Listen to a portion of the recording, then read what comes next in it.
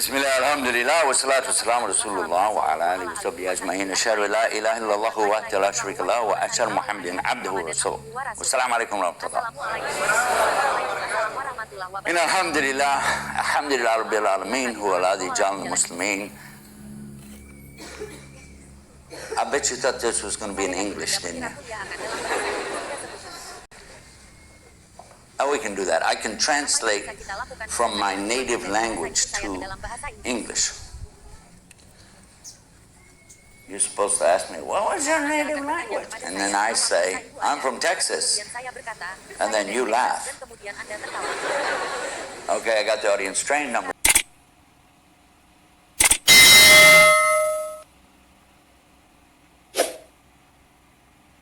Ready to go. My name's Yusuf. Can you say Yusuf? I got it right the first time. All these years, my wife, she still says useless. Now you laugh? I can see where this is going. Well, anyhow, you guys don't sleep up here. Man, the sun doesn't go down in the summertime. It's just like... Tell somebody I'll see you at Maghrib. What's that, in 2 months? We just came from Tromsø just a day or so ago. You know Tromsø? At this time of the year, you got 1 day from May 20th until July 20th. You just do Salah 5 times, you're finished. Alhamdulillah. It's pretty good, huh? And in the wintertime, it stays dark. You don't have to do Salah at all. No wonder so many Muslims are moving up there, huh? I went up there to do a documentary because there is a hadith about this, and I had heard this hadith when I first came into Islam, and I couldn't understand it. It sounded so weird.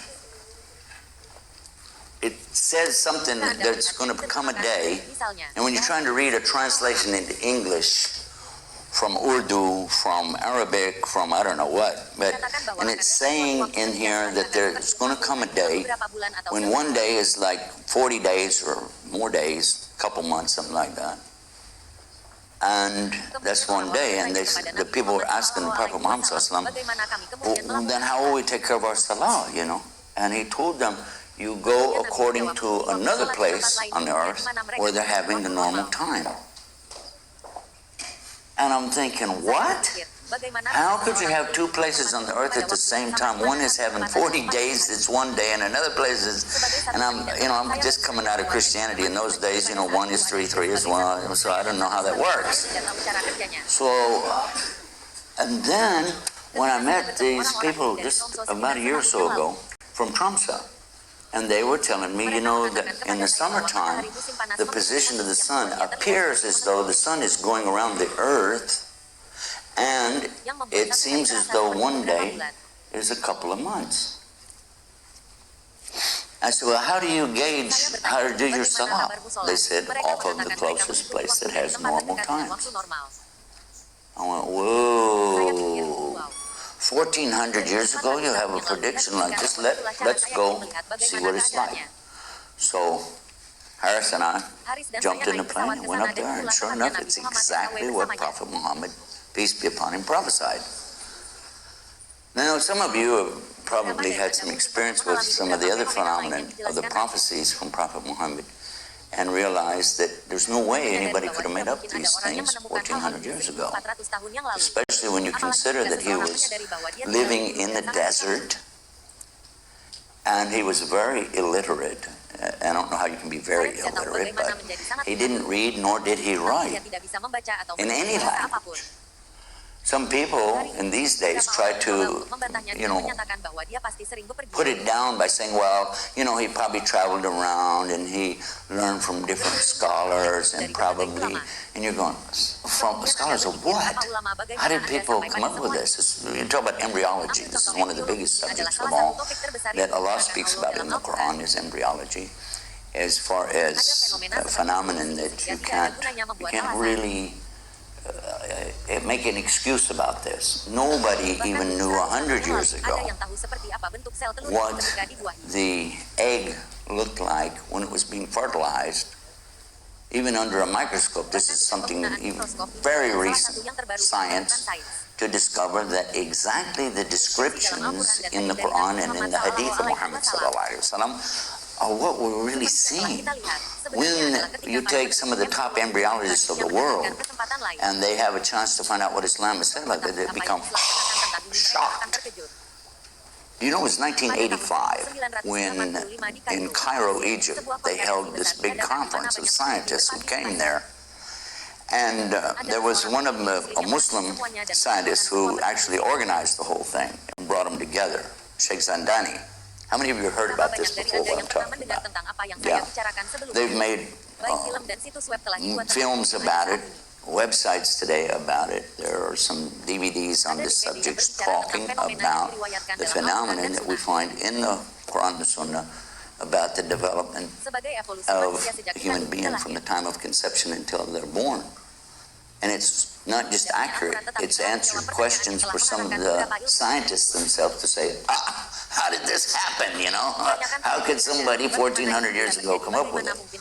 And there's a website, it's called Science Islam, maybe you heard about it. And it has a lot of information on there, and pictures, diagrams, but then it also has 9 videos of scientists who have had the opportunity to share and work alongside of other scientists who know the Arabic language to go over some of the points, and every single one of them made the conclusion that it's impossible for anybody living even 100 years ago, much less 1,400 years ago, to describe everything inside of the womb of the mother from the time of the fertilization of the egg until it's born, especially in ways and details that even help people today to say, yeah, that's a good way to describe it. Mudgha. I'm going to give you this word, mudgha. You say mudgha? Yeah, how many of you know what it means? 1? 2? Okay. Mudgha. The translation, usually they say a chewed lump. You know, like a wad of chewing gum, you know. And when you consider that it's describing that's one of the stages that a human being goes through in their development inside their mother, how would you know? How would anybody guess that? Of course, they know today. They can show you actual they call it sonogram.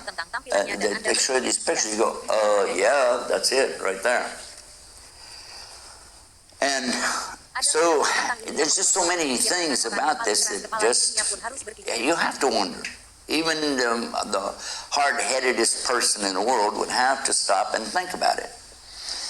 Now, speaking of being hard-headed, let's talk about me. And my name is Yusuf. Oh, I already did that joke. Hold on.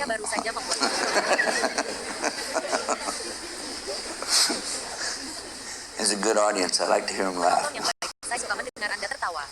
Some years ago, by the way, I wasn't a Muslim, and I didn't really have a good impression of Muslims at all.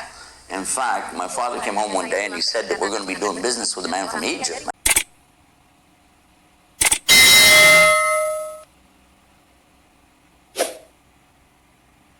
And I said, oh, okay, that's cool, you know, the pyramid, the Sphinx, Abu Hul, you know, Nahar Nil, the Nile River. And I'm thinking, you know, this is going to be good stuff. I can imagine it on a business card or something, you know, import, export all the way from the land. He said, and he's a Muslim. And he said, what? A Muslim? Oh, come on, Dad. You know, these guys that are terrorists, hijackers, kidnappers, they don't believe in God.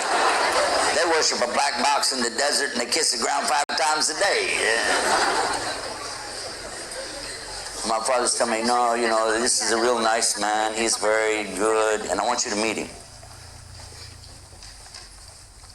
I decided, okay, I'll do it, but I'll do it my way. He said, what's your way? I said, I'm going to come to him right after church.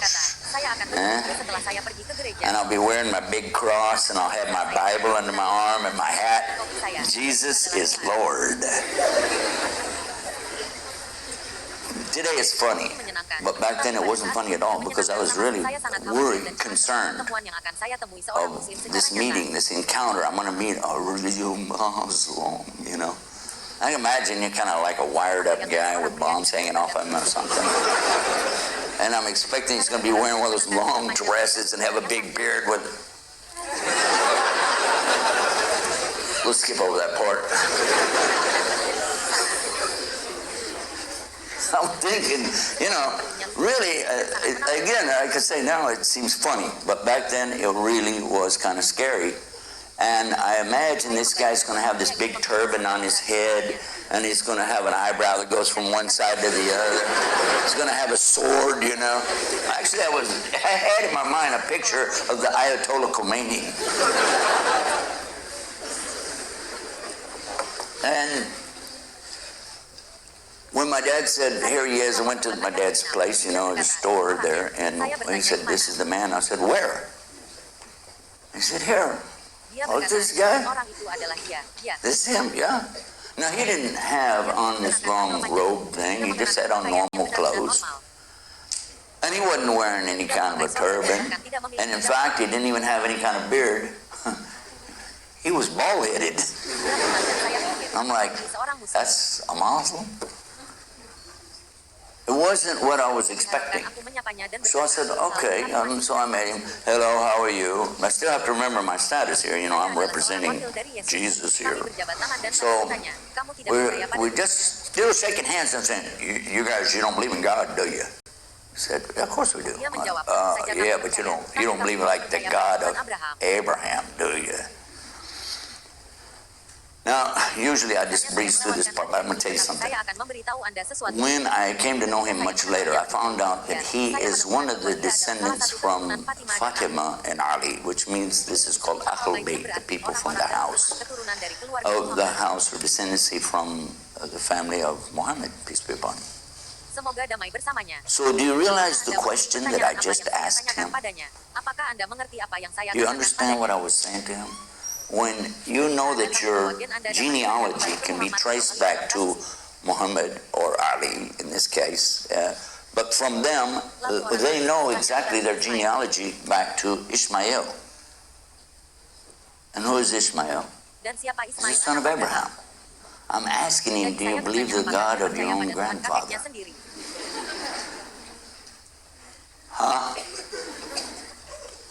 Huh? But anyway, so he said, yeah. I said, do you believe in the God of Moses, the God of David, Suleiman, like this? Yeah. Yeah, but you don't believe in Jesus. He said, yeah, sure. I said, you don't believe he's the Christ, do you? He said, yeah. I said, you do? Yeah, but you don't believe in the miracle birth? Oh, yeah. But you don't believe he's the Word? I said, yeah. But you don't believe he's like coming back in the last day? Said, yeah, we do. We can't be a Muslim if we don't believe it. I'm thinking, this guy's going to be easy.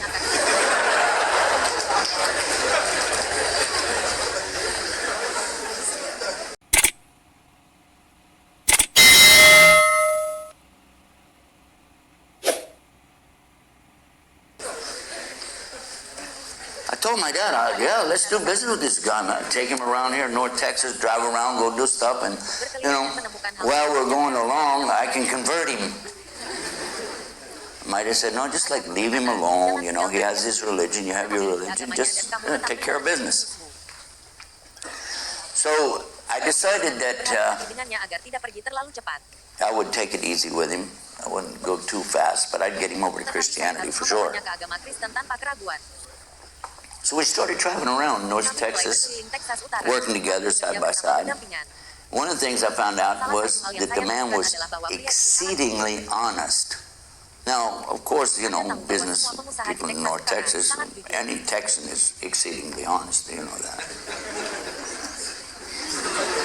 And one time we had a table set up, and it had products on there that are called dated products. Now, a dated product means it has an expiration date, and after that date, you can't sell it, especially when it comes to, you know, over-the-counter medicines and things like that, like even aspirins and stuff, but it has a date on it. And one of the things we used to do is buy up huge quantities of stuff like that on real good prices, put it on our table, and then move it out low price. Make a lot of money. So we had a table set up one day, and the lady's coming over there, and I'm watching him reach under the table and getting product out to give to this lady. And I asked him, what are you doing? He said, well, she asked, you know, for this, whatever it was, and cough syrup, whatever it was, so I'm giving her that. I said, that stuff's got a year date left on it. This stuff's only got a week left. Why aren't you pushing this? He said, in Islam, I can't do that. I said, what? He said, no, because he said, that'd be wrong. The product you have here isn't as good as the product underneath. I said, there's no difference. Come on, man, move it out. He said, no, I don't need to do this. I'll just leave. I said, okay, stay, but let me handle it when we get to something like this. Because how could you care so much about a sale of cough syrup or a bottle of aspirins that you'd worry about whether the date was 1 week from now or 2 months from now, especially when it's clear that you're getting rid of wholesale merchandise? He said, in Islam, this is very important, and you could get great reward with the law for the way you do business, or you could be punished. Okay. I mean, in a way, it was a little bit embarrassing that somebody's telling me something like that, because it seemed like, in my mind, it seemed like what he said was true. But still, all right, let that go. Another thing that happened, well, we were working one day, just outside of Fort Worth. We had a big sale out there. Lady came up to him, and while they were talking, she put her hands out, like, she wanted to shake hands. And he didn't shake hands with her. And later I'm telling him, hey man, why didn't you shake hands with the lady? She's kind of cute, And why didn't you shake hands with her? And he said, I can't do that. It's my religion, we don't shake hands with women like that. I said, what kind of deal is this? He said, it's out of respect because you don't have any business, like touching them. I said, well, out of respect, she put her arm out there and now she looks foolish. He said, well, that's, we try to tell them, this is for respect. We don't touch ladies, even touching their hand. I'm thinking, man, how are you going to go out to, in North Texas, I don't know if you've got Texas or anything, but it's going to be tough for you when you're going boot scooting and you can't even touch the lady you're dancing with. And then he said, well, we don't dance.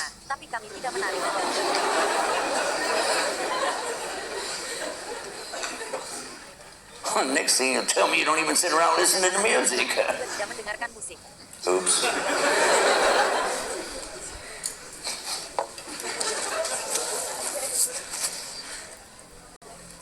Anyhow, I was working on this idea. I'm going to convert him.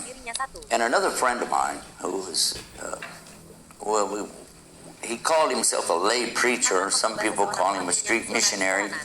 And other people, well, he got a lot of things he was called. But he liked to take a big cross. He had a wooden cross, about 14 feet long. And he liked to take this big wooden cross and put it over his shoulder, and then he would go walking down the side of the freeway or a highway, and people would pull over and they'd look at him and say, what is this? What's this guy doing? He's got this big cross, and they would stop and ask him, who are you? What are you doing? What is this all about? And then that was his opportunity to give out his little mini Bibles and things like that. And I went to him and we were talking one time, and I was telling him about this Muslim from Egypt. He said, whatever you do, stay away from them. I said, no, the guy's, he's nice, he's cool. And we, no, you don't know. Stay away from them. Okay, sure. And whatever you do, don't read their book. I said, what book? A Koran. I said, okay. Now, I had heard something about the Quran, but I didn't have any clue really what it was about. So when it came time that the Muslim brought a Quran, and he set it down on the counter in our store, he said, I got this for you at the mosque. You were talking about, holy books and things that thought you might like to see this. Saya pikir mungkin Looking Anda at it, akan going, melihat ini. Saya okay, that melihatnya must dan be that berpikir, Quran di thing, Al-Quran. you know. Pernahkah Anda melihat yang lama oleh And it was, you've seen that big Yusuf Ali, the old one that was real heavy, you could hardly pick it up. That's laying there, you know, I'm going, oh, okay. He said, you can have it. I said, okay, that's okay, I'll get it later, you know. So after nobody was around there, I'm looking at it, I'm thinking, you know, he warned me, don't read it, but tell you what I'm going to do before I open it up. Oh God, save me from any evil while I look at this book.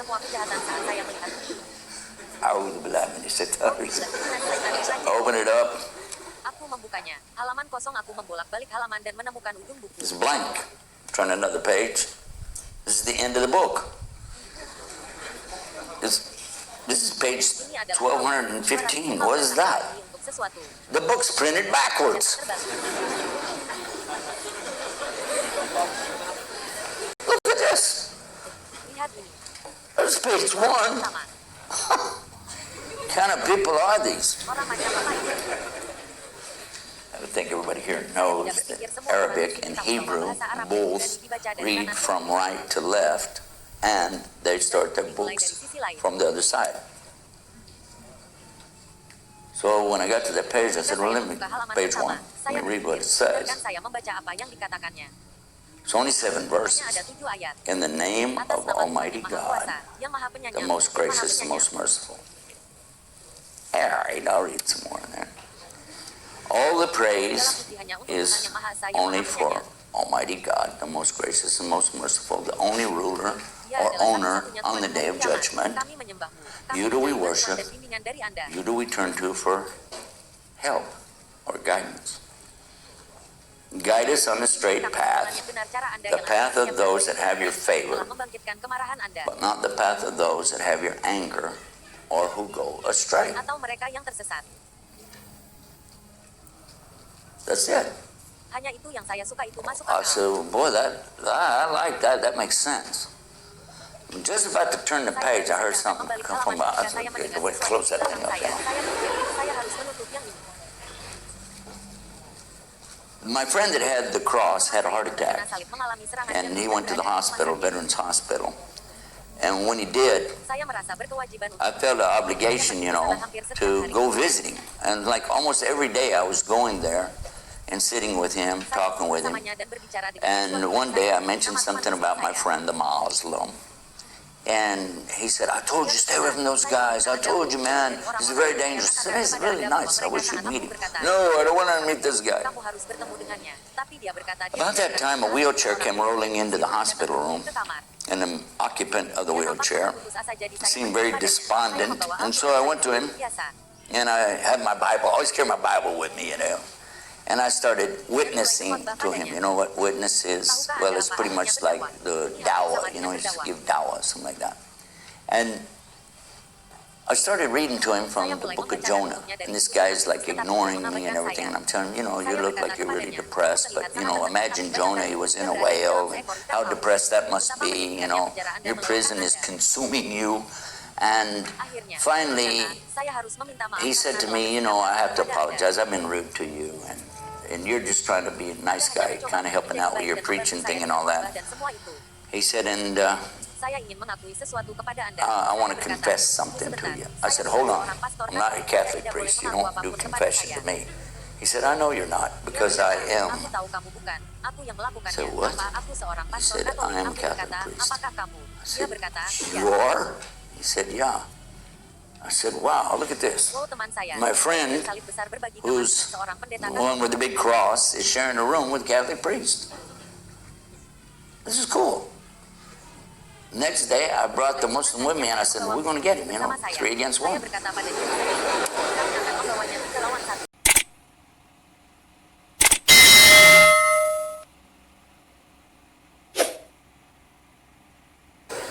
It doesn't really matter. We're going to team up. And a weird thing happened when I got there. First of all, my friend, the one with the cross, totally rejected him. Didn't want him to shake his hand. And I wanted to tell him, you know, it's not a woman. You can shake his hand. But that was a different story. But anyhow, the other one, the Catholic priest, was very nice to him, and actually talking to him about some things. It seemed as though they both had some common knowledge about some things going on, which was surprising. When the Catholic priest was released from the Veterans Hospital, he still needed to do some convalescing, so he came out to our home and stayed with us there at our place out in the country. We had a big house. So, while we were taking him out there to the house, he told me, he said, I know something about Islam. I said, you do? The Catholic priest knows about Islam. He said, we have to study Islam in the priesthood. It's one of the religions we study. I said, it is? Whoa. He said, yeah. And he said, actually, there's a lot of similarities. In fact, in some places, you'd be surprised that Islam is having some things clarifying even some of the message from the Christianity. And I said, you're serious? He said, did you listen to this man talking? I said, well, not really. Whenever I talk to somebody, I listen to me, but not them. It's not a good habit, but this is what a lot of us do, Then, when we were sitting around the table one night, it came in my mind, this is a great opportunity. This is where I'm going to get this guy, you see. So, now my dad was ordained minister, and he has a library right near the dining table, and I could reach up there and pull down the Bible. My Bible was the Revised Standard Version. I bring it down, and I'm going to start preaching to him out of that. But my dad says, well, no. Then my wife, she has hers, which is Jimmy Swaggart's Good News for Modern Man version. And we start going around about which one is the right one, because they don't say the same thing. In fact, some of the Revised Standard doesn't even have the same number of verses in it. There's parts of chapters that they claim that are not really in the older manuscripts. These were things added later, especially the one about the three in heaven all being one. That was added just about 600 years ago. So we get immediately, we're arguing over Bibles. Well, I look over at the Catholic priest and I say, well, what do you say? Because I figure, Catholic priests, they've been around a long time. What do they say? Which one is the right Bible? He said, well, our Bible is the Reims Douay Bible. He said, you guys have 66 books. We have 73 books. I'm like, what? And this is going nowhere, And I looked over at the Muslim and I said, well, how about your Quran thing? How many versions of that you got out there? He said, there aren't any versions. It's just one. It's in Arabic. I said, what? What about the one you brought me? He said, that's not Quran. That's a translation of the meaning only. But it could be anybody's interpretation. That's why you don't trust these translations. You go back, learn the Arabic, and you'll see what it says. Now, how many Muslims do we have here? Raise your hand if you're Muslim. Whoa! Whoa, whoa, whoa, whoa, whoa.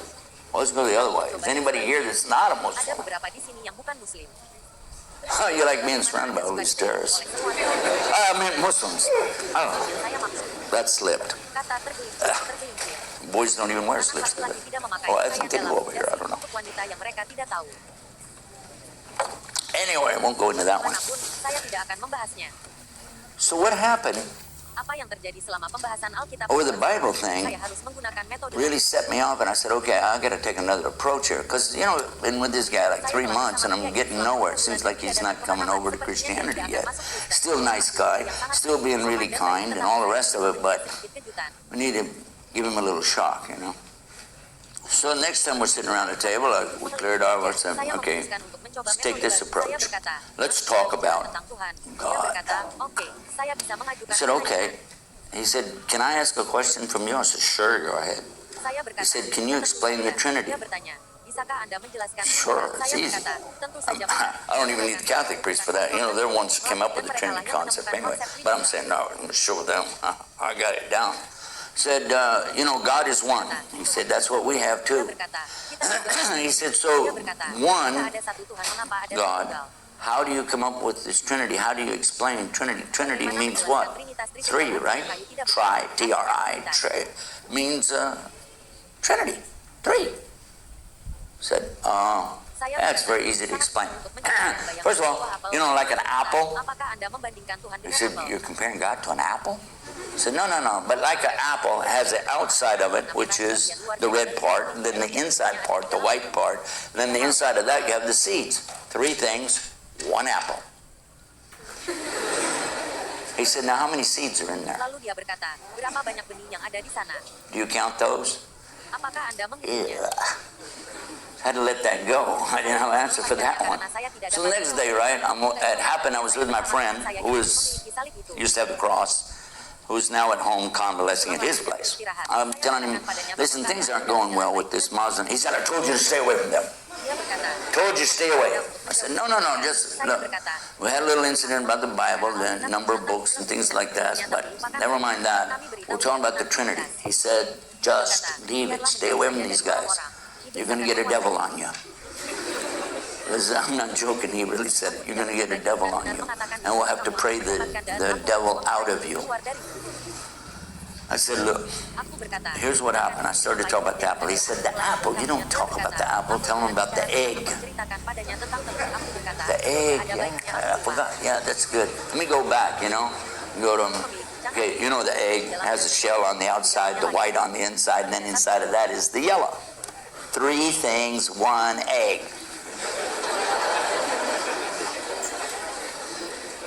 He said, what if it's a double yolk?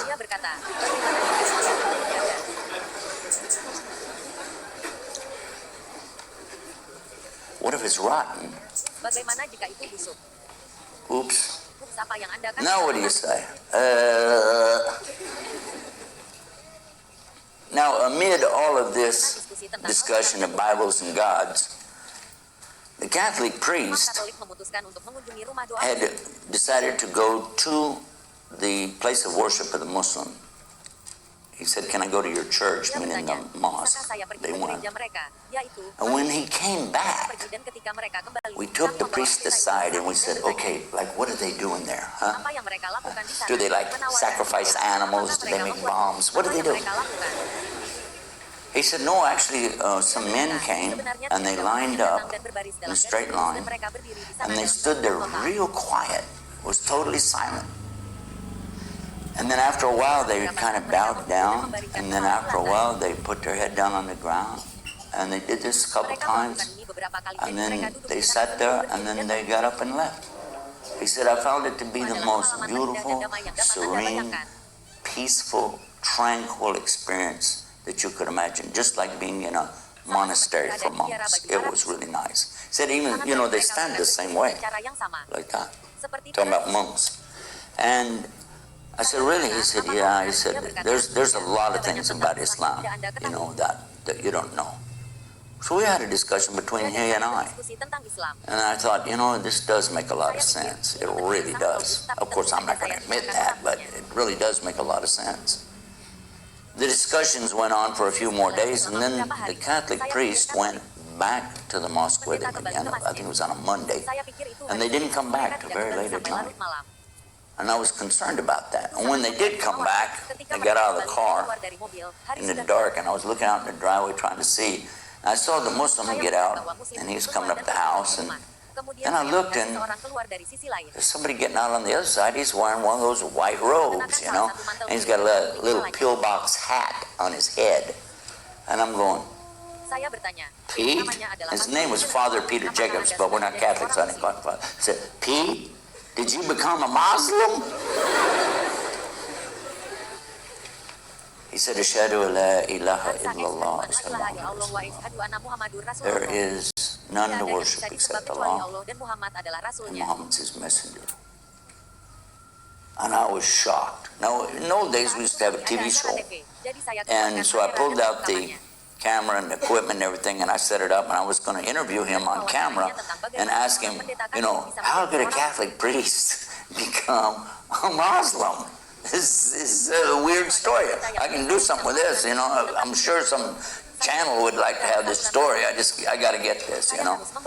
And by the time I set it all up, he was sound asleep. And I was sitting there thinking, this is too much, you know. Now, my home, inside a home, was upstairs, so I go up to my wife and I'm telling her, listen, you know, what do you think about Pete? You know, he became a Muslim, a priest. Because actually at this stage, I'm thinking about Islam in a very positive way. A lot of the things that I learned, a lot of things that became clear, just seem like, hell, I'd like to at least discuss this. So let me see how I can open the door to the subject. I'm saying, hey, what do you think about a Catholic priest that comes to Islam? What do you say about that? And she looks at me and says, I want a divorce. Well, what? We've been married some time, got children and everything, and I'm thinking, you know, what happened here? What went wrong? What's she talking about? She said, I want to get a divorce because a Muslim can't be married to a Christian. I said, did I say I want to be a Muslim? I did not say I want... excuse me, look at the cap, look at the book, see the cross. No way I would ever be one of those Muslims. You do not have to worry about that. And besides, what he said was that a Muslim woman couldn't be married to a Christian man. That's what she said. She said, well, that's what I'm talking about. I want to be a Muslim.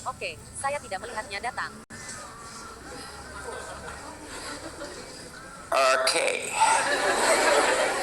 Did not see that coming.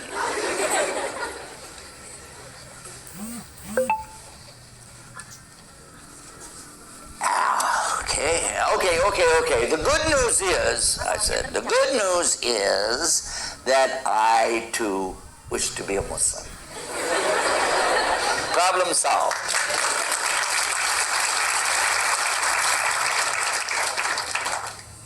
She said, I don't believe you. I said, no. You know, I'm serious. I just didn't know how to tell you. She said, I don't believe you. You're a liar. I said, I'm not lying. I'm serious. I really want to be a Muslim. She said, no, you don't. I said, yes, I do. She said, you're lying. You're just saying that now. I said, no, I'm not. I really want to be a Muslim. I'm telling the truth. She said, you can't because you're a liar. I said, what do you mean? She said, you're either lying right now or 1 minute ago when you said you would never be a Muslim. Either way, you're a liar. Didn't see that one coming. It wasn't a good night for me, but she said, now get out. I was halfway down the stairs when I realized I'd just been kicked out of my own father's house.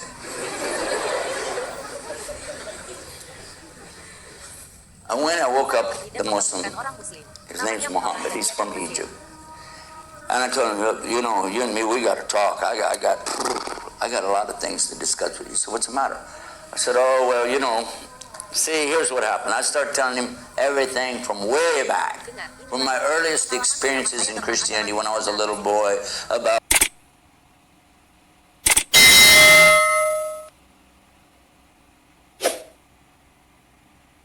Bible, about some studies that I had done, on and on.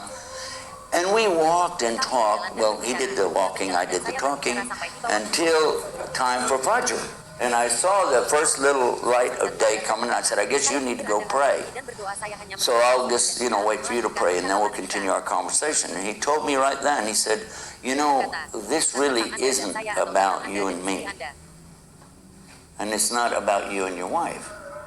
Nor is it about you and the priest or you and your father. This is about you and your God.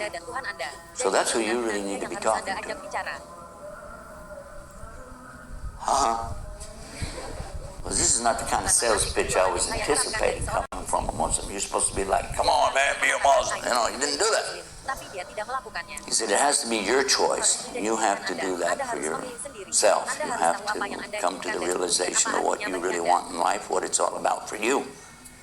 Islam's not for everybody. Some people don't want that. Islam is responsibility, it's work, it's, you know, there's a lot of things in it. You can't just walk in one day and walk out the next. It's not the way it works. So he went off to pray, and I thought, wow, it seemed real clear what he was saying. So I found a place out behind Ned's home out there in the country and put my head down on the ground Because I like that. I like the way that looks. You know, it really looks humble. I mean, this is about the most humble a human being can be. Your head on the ground, I mean, even an ant can come up and kick you. There's nothing you can do about it. And in that position, I said, oh God, if you're there, guide me. The same words that I had seen in that book, guide us. And when I raised my head up, I realized exactly what he said is true. It's not about me and my relationship with everything else. It starts with me and my relationship with my God. And as I reflected on that, it became real crystal clear. There really isn't any option. If you really believe there's a God, then everything else is about your relationship with Him, and that's what the word Islam is describing. It describes your relationship with your God. Because Islam is not a noun. It's not named after a person, place, or thing. Islam is coming from the verb in Arabic, aslama. It's the only word never translated in the Quran. It stays Islam. Whenever you read any translation, that word stays there. Partially because the concept is not there in English, and it's also because the word doesn't exist in English. It takes 5 separate words simultaneously to bring the concept of this word to the English language. Surrender, submission, obedience, sincerity. And that proves right there that you can't force anybody into Islam, with or without a sword.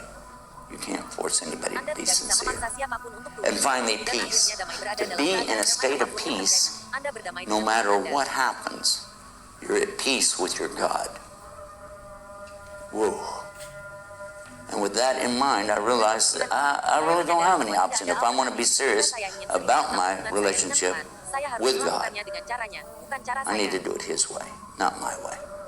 And then I reflected on one of the prayers I'd always said since I was very little, every single day. It contained these words: God's will be done on earth as it is in heaven. That best describes the word Islam from the Bible. Doing God's will instead of what you want. Obeying His commandments instead of obeying your desires. Obeying the lusts that dwell within the human being, but giving over to the one Almighty God on His terms. So I went back into the house, and I made a shower, and I came down, I said, okay guys, I'm ready. I want to enter Islam.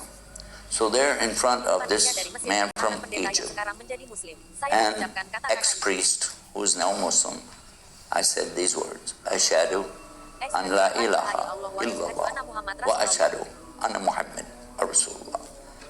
And with that statement entered into the fold of Islam, along with 1.5 billion other Muslims. Alhamdulillah Rabbil Alameen. Following that, my wife came down. She had a scarf. She put a scarf on her head, and she said, I'm ready to make my shahada. And she entered into Islam the same day. Not long after that, my father, after some deliberation, also chose Islam before he passed away. Alhamdulillah. My stepmother, just before she died, I happened to get a chance to visit with her. And I asked her, I said, I don't want to, she's in her mid-80s, so you don't really get rough with people like that. You're gentle, And I said, do you mind if I ask you, what do you think about God? And she said, after those years back, when I listened to you guys sit around the table talking, I came to the conclusion God cannot be three. Jesus is not a God or a son of a God. There's only one God. And Jesus is a messenger of God. And Muhammad is a messenger of God. I never knew it, but you don't know these things. But that was the last thing I ever heard her say. She passed away just a few months after that. I hope Allah accepts from my father and from her, and from all of us, really, our sincerity, Since that time, I've seen a number of preachers, even some priests, an archbishop from the Orthodox Church, and this past Hajj, had the opportunity to meet with 14 former priests and bishops from the Orthodox Church from Africa.